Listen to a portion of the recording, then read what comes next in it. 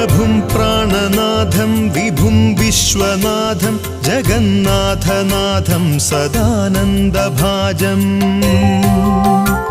भवद्भव्यभूतेश्वरं भूतनाथं शिवं शङ्करं शम्भुमीशानमीढे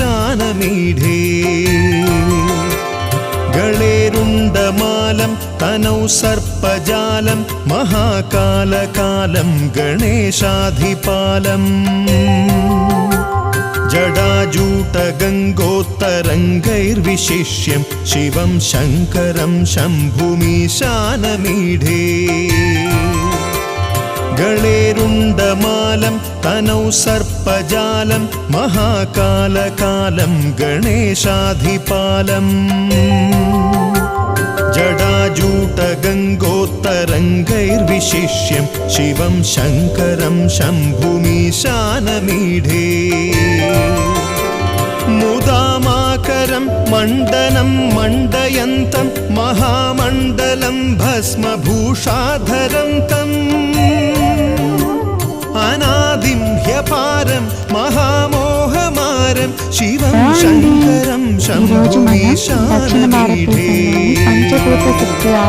मुदामाकरं मण्डनं అంటే భూమి, నీరు, అగ్ని, వాయువు, ఆకాశము ఈ 5 తత్వములను ప్రతినిధిగా వహించే శివాలయాలు దక్షిణ భారతదేశంలో ప్రసిద్ధి చెందినవి.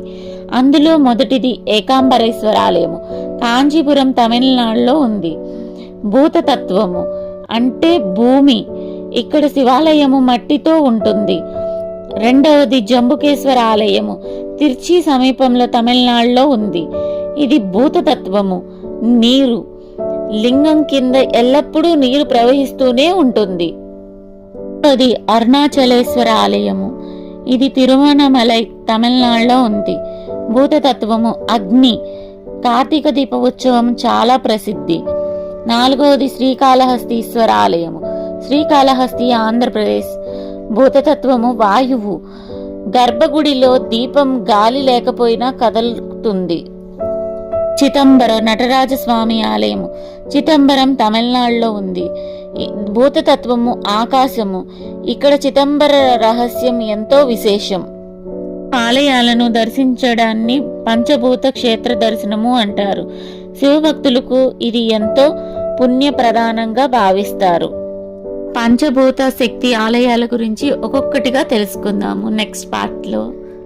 అలాగే నా ATM 1009 ఛానల్ని లైక్, షేర్ అండ్ సబ్స్క్రైబ్ చేయండి, మర్చిపోకండి.